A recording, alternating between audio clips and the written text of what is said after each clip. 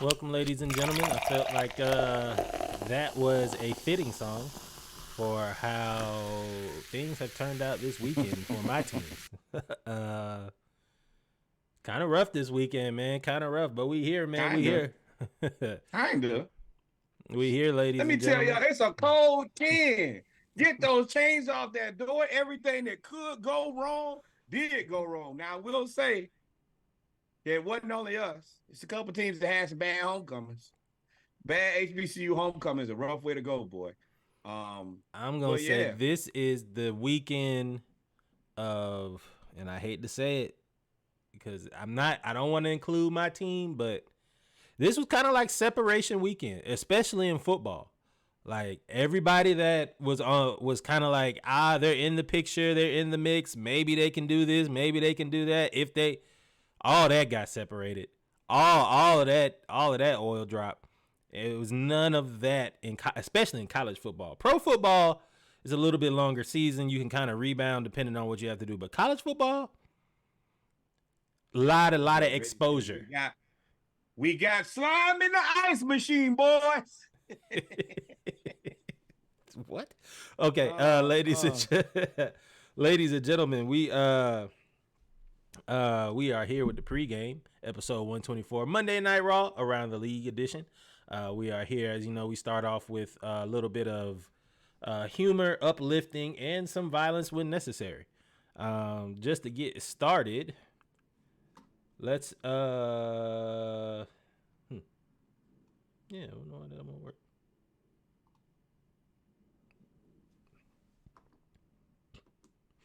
Let's get started with the Tampa Bay Devil Rays. So, when we talk about the wild card, we try not to really reference any baseball right now because we still hurt. But Randy, Randy Arozarena's yeah. mom has never been to one of her son's games until Tuesday's AL wild card game 1, which was last Tuesday, not this past Tuesday, 2 weeks ago. Yeah, If you remember, he's very, very popular in Tampa Bay. I think he's got his own correct. section, and when he hits a home run, I think that section got a free beer. He's one of the bright spots and he's actually very well supported amongst that.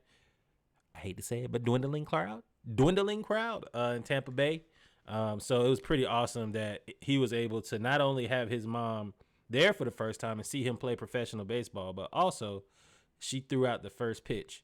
And they're both from Cuba, and she has never seen her son play from 2019 to 2020 when he was Rookie of the Year and ALCS MVP until last night. And I just want y'all to see that throw. I'll ignore what you go ahead. I'm gonna let that play.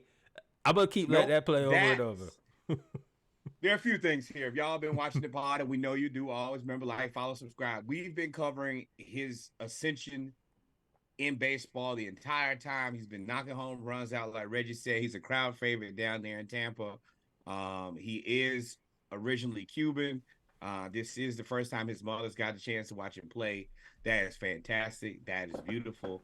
But this is what got me right here.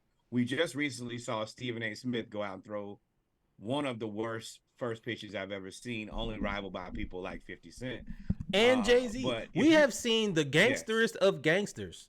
And I guess, when you the choose murderers, what killers, drug you dealers, if choose they that way will. of life, This you is, either of choose to course, be all that. all allegedly number one. Yeah, that's what I want, brother. But they said it, not us. But if you notice, she's standing at the pitching rubber. She's not standing at the front of the mound like a lot of people do. I don't even hate that, honestly. She is standing at the pitching rubber, and she threw it, and it was an excellent pitch. I see where he gets it I from. about to say, you tell she And definitely was out there yeah, honing his skills with yeah. working with him as a child. And a lot of you guys should take notes. It's embarrassing that you guys can't throw a ball from the rubber, but this man's mother can. Strike Congratulations, this too. is beautiful.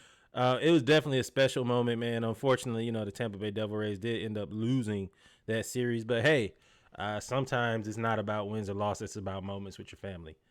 Fighting. Moving on, Dana White is obsessed with the Las Vegas Sphere. So anybody that knows this $2.5 billion. Ooh, Reggie, stay off your soapbox. Stay off your soapbox. We can spend $2.5 billion on a sphere, but we can't. But anyway, Dana White is obsessed with throwing one of the best live combat sports events or greatest live combat sports event that anybody has ever seen. He wants to throw that in the sphere. Now, LeBron just tweeted or Instagram put on his story when he attended was it U2 concert, or was it Blink 182? Okay, cool. Here he is. Obsessed. So he's obsessed. I've been talking to MSG every day since the experience was amazing.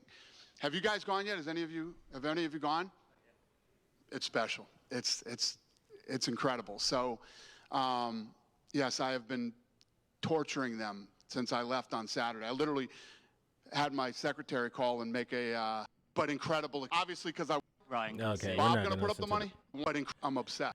So he is basically saying he's obsessed about trying to throw the greatest UFC fight night in history, which it would be. I think so. I get it. As a person who loves sports, I think that this is the place to do it. I think that this is going to be the new. It's one of a kind. I think that everybody's going to try to find a way to book this place. I think that it's going to be very difficult, if not impossible, to do so. I think that, and I've thought this out for a while. 50% of me is like, I know what the UFC crowd kind of brings. They've had a couple of skirmishes that have been around the arena. That will concern me, considering this thing is what you said, $2.5 billion. It's been $2.5 billion to build it, to construct it. Yeah. So yeah, I might be conflicted because I don't think that UFC people know how to act, but I also know UFC people spend a ton of money. And yeah, there's going to be something there soon and very soon. And maybe basketball, if you want that in-season tournament to work, maybe you play the championship here. I don't know if that would be that might be sensory overload. Like that is, I mean, that's all right. I would say, I think the return on investment, I think they probably made almost $1 billion back on return of investment already between social media exposure, between marketing, and between already having the events there and selling the tickets and what they can charge. Because at this point, this thing is a who's who of crowd. You can't, this ain't like going to the Hawks game. Like you gotta be, this almost like going to that what's the dude that throws those parties every year that has the who's who among celebrities at his thing? The Rick Rubin. Yeah, this is almost like the Rick Rubin of sporting of arenas. Like even if they had the in-season tournament, couldn't none of us go? We'd have to be invited. You can't sell tickets to that.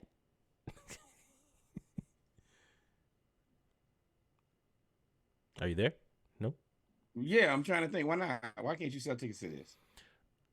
Because I think the tickets are astronomically priced. I think sure. They would be, I think because of everything that encompasses going into it and paying for it and all that other stuff, I think the tickets are priced out of this world. I think nosebleeds are the cost of floor seats. And I don't know. I'm just speculating. But for it to cost $2.5 billion to build. I think that there's a happy medium somewhere. There's got to be a happy medium somewhere where it's not. Depending on the event. Yeah. Well, no. UFC, it ain't no happy medium to me. Our UFC is the new boxing. It's already to get down there. It costs a lot of money. Correct. I mean, the market we'll figure it out. I'm interested to see though. And you might have to pay a little bit more. You're right. Every spot in this place is supposed to be sonically. The sound is supposed to be the same everywhere. So there's no bad seat in the house. There are 18 trillion LEDs on the inside and outside. So yeah, maybe you're paying for an experience here. That's what you get. You want nice things, they cost. That's life now. That it. Woo, inflation. Inflation. Right. I posted everything. They said 4 to 7% inflation. We at 75. Anyway, do y'all I remember? still pay for things. I mean, they were right. What you gonna do? Just not buy it? But call back to Davion Kimbrough. If you remember, he was the youngest professional athlete or youngest athlete in history to sign a professional contract in United States history, especially in soccer. He's the youngest ever professional soccer player in U.S. history. He made his debut for the Sacramento Republic about 10 days ago, and he ended up going on the field in the 86th minute into the 87th minute and played. That's pretty dope. Yeah, I would say so. There's so many different things here that I think about. He's 13 years old. What does that put you in, like the 7th grade? 8. Okay, so his peers are playing middle school. 8 He's going playing into 9. professional. Yeah. Oh, I'm gonna tell you And then now. it's He like, wasn't hey, playing middle school. He ain't been playing no school, nothing. Nah, but what I'm saying is all your homeboys like, yeah, man, we got a game this week. You know, we're gonna play Riverside Middle School. Not me. I'm playing in Vegas, big dog. Then you gotta be like, yo, my parents take me to the game, or nah, I'm actually gonna fly on Ride the with the team plane team. because I'm a professional athlete. But mom, can you pack my bag? I'll be gone for a couple days. I am interested to see who he plays for, because somebody said there's got to be an OSHA violation. Is he African American, or is he? I thought he was Spanish. I think he has Mexican descent. But it's interesting. I wonder if he'll play for the United States, because he obviously is the next prodigy. Yeah, I mean, yeah. Y'all got jobs? If not, I need y'all to have a seat. Be quiet. Sit this out. I mean, he's playing. He made his debut, so he'll be. I wonder how long. That's the question. You think he'll get burnt out? Maybe not. I mean, he could play a whole professional career and be done by 23. NIL, baby, get that man paid now. Well, maybe I guess he don't even count. Is he like is there no option for him to go to college now? There are more questions to be asked. The more that you think about it, that is a good question. I didn't think about that. If he's gone professional since 13, he's technically ineligible to play college ball or really high school ball. Like you can't be a professional and then come back and play scholastically. It's not permitted. We'll have to see. Yeah. Moving on, man. So me and Reggie also ain't the NCAA, so we ain't here to tell you about eligibility. Go to the website. Yeah, we ain't crooked. And our website, www.thesplashcast.com. Thanks. So when this was posted, it says, and the report is, for those that are listening, the United States. United States. I was about to say United States Olympics. The Olympics Committee. The Olympics Committee has included cricket, baseball, softball, and flag football into the 2028 Olympic Games in Los Angeles. Baseball, yeah, I can see that. I mean, we're going to lose. Baseball, I can see that. Softball, I can see that. Cricket, yeah, I can see it too. Flag football. There's no reason that 2028 cricket is just now making it to the Olympics. Yeah, cricket is the third. Is like the third most popular sport on earth. Yeah, that's wild to me. But it's even wilder is flag foot. So flag football wasn't the one that caught you off guard. Flag football being called a Olympic sport is just mind boggling to me. There's not even professional flag football teams. That is a valid point. I had not quite yet considered, but it's America, so we do things. This is some American stuff. It has to be. Sure. What? If I'm the world, I'm like, flag football. No, I don't approve this. Whose palms did they grease to get them to say yes? I want to know what other countries play flag football other than America. Or this is the Jedi Or I'm gonna throw this. everything. I'm gonna throw this tinfoil hat out at you. The NFL has been trying to expand into Europe since we've pretty much been youth. They had NFL Europe. Now they're playing games over in NFL over there. What if, since flag football is now a sport in the Olympics, recognized by the Olympic Committee, will the United States in the NFL, try to partner or try to have a international flag football association and league? I think that's where this is going. I think this is the biggest jig by the NFL ever. Except for us even calls the damn sport football. So no, this is.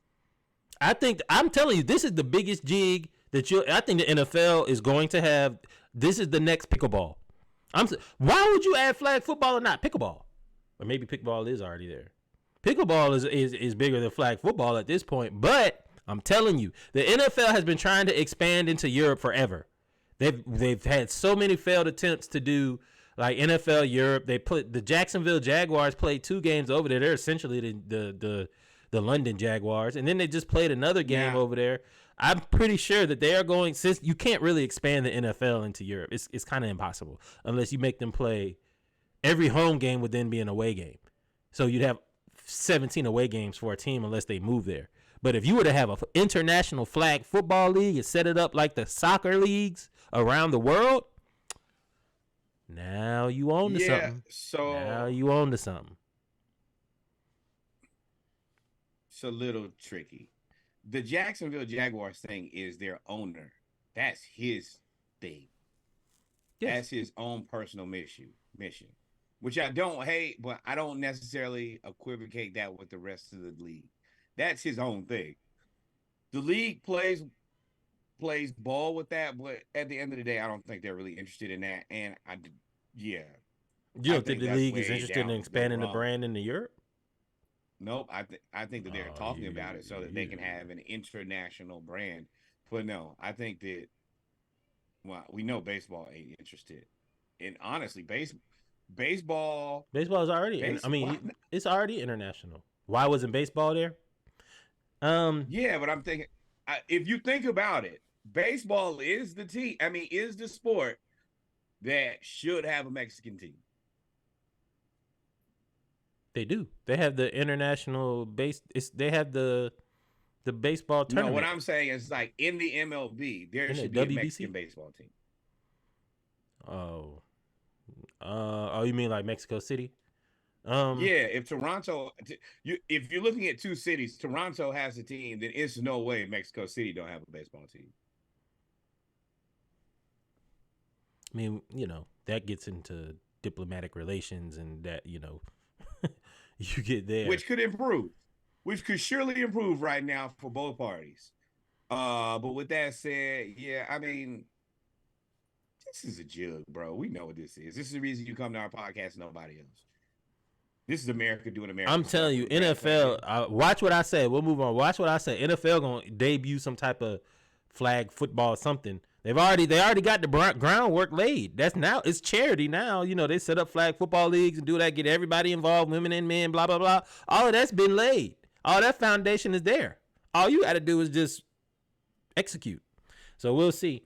I don't give a shit about this. 2 fans are watching the Braves-Phillies game on top of the right field roof. They showed them after right before Bryce Harper hit his 3-run home run. So I don't care. Whatever. That's dope, man. I hope they were secure. Like it's windy up there. No, there ain't no secure up there. You can't worry about security if you're on the roof of a baseball. Oh no, bad trauma. Yeah, I would get up there and watch it. Me and you, we love baseball. We'd be like, we can get on the roof and watch the game. Let's do it. Yeah, I like all of this. It's got to be a cool moment. A terrible penalty on J-Ron Curse. Yeah. So we are now in the midst of the ALCS and NLCS. And living in Atlanta, Yo, I can we tell you, done with baseball, yo. We done with baseball. Y'all know we only here for the Braves.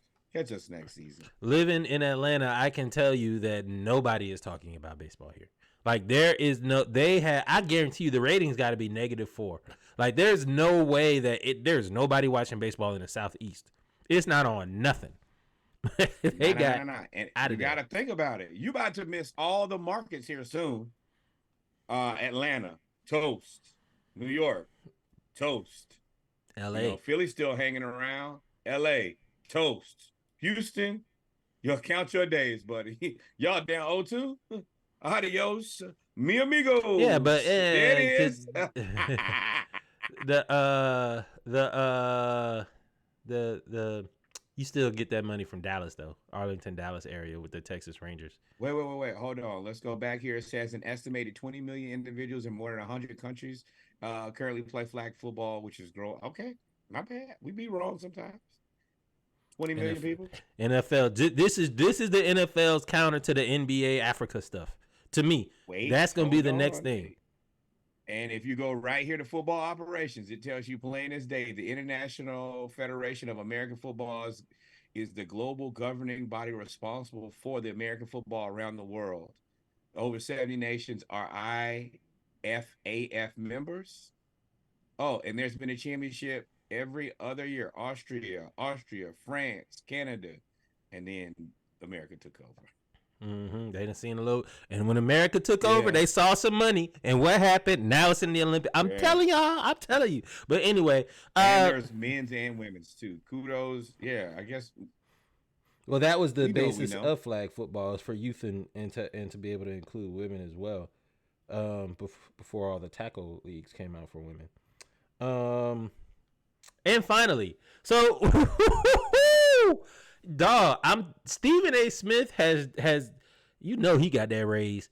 He's entered rarefied air to where he don't care what he says, who he says it about, when he says it. There's nothing that you can do. Boy, you dropped the ball. Stephen A. Smith now, he didn't name this person that he was talking about, but he definitely said some things, and everybody thinks that it's Jason Whitlock who he's talking about.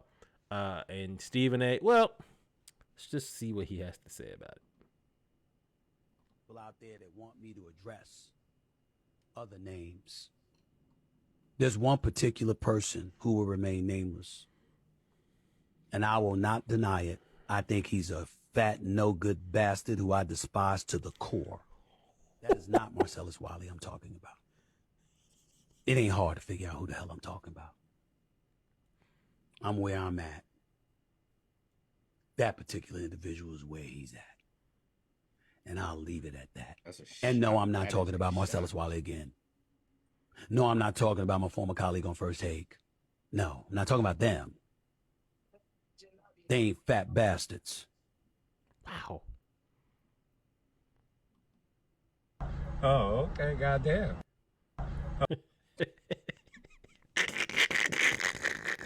Yeah, there's nothing not to like about this. I mean, number one, I don't think the majority of us. I mean, I've never been. I ain't gonna call him that because I don't know the man. But say it. Don't nobody like him. I mean, nah, you can say it. You try your nicest way to say it. I don't know many people that like Jason Whitlock. I say it. Not a lot of people. Jason Whitlock is viewed as a term that was said way back in the day when you went. There's a phrase, all skin folk and kinfolk. And Jason Whitlock is, I'm not going to say despised, but I have heard not one person of color at any sports network say anything good about Jason Whitlock. Now, of course, we the podcast, we out here, we watching everything like y'all. But go back. And the guys that are here, shout out to the world that tune in. We appreciate all the viewers that are here from Facebook, YouTube, Saturday, Instagram, all of those good things as well. Or if you're watching via the website, www.splashcast.com. I've never seen anybody say anything good about Jason Whitlock, and he kind of leans into it. You got to know your role. I think he understands that he's a heel. I think that, it kind of is what it is. This is where I'm going to be. I got to find a way to make money. Like everybody's playing a character for the most part, except for probably me. We're just being ourselves. But he's leaning into that character, which is, I mean, I'm sure provides him with more than enough money to, to live life. At the end of the day, that's what he's trying to do. That's what he was presented with. He's making the most of what he got. Would I probably do it? Nah, I have more integrity than that. But that's him. He says a lot of points. It's just, I mean, he be, well, I ain't, whatever. That's his way. That's his thing. That's what he does. But Stephen A. Run your program. Stephen A. has said things about now Terrell Owens publicly on the show. On he's done a press run pretty much. He's said things about, he didn't even name Skip. He didn't talk about Skip anymore. Then he talks about, now he said Jason Whitlock. And quietly as kept, I didn't know he had beef with Marcellus Wiley, because that's a name that kept coming up. Well, I think that, I don't know. Well, I can't confirm that he has beef with Marcellus Wiley, but I think that sometimes you say that so that the beef doesn't start, so people don't get to assume it.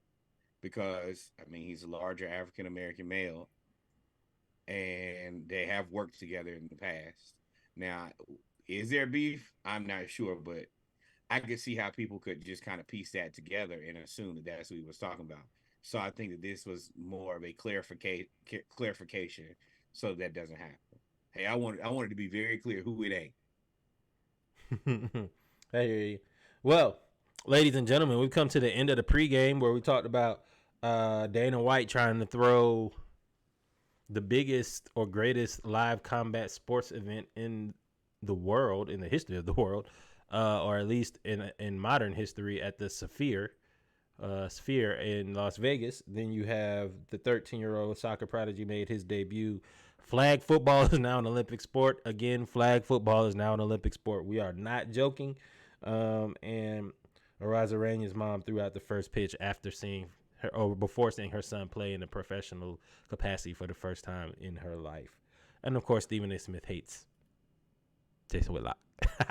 With that being said, ladies and gentlemen, we're going to take a quick break. Then we'll be right back for our episode 124, news around the league. You know, we start off with our HBCU news around the culture, followed by football news around the league, as well as basketball news around the league. Y'all stay tuned. Listen to the Splashcast 36-pack ATL edition out tomorrow, as well as Splashcast 36-pack in the pregame out Wednesday. Did I miss anything? I don't believe so. Sir.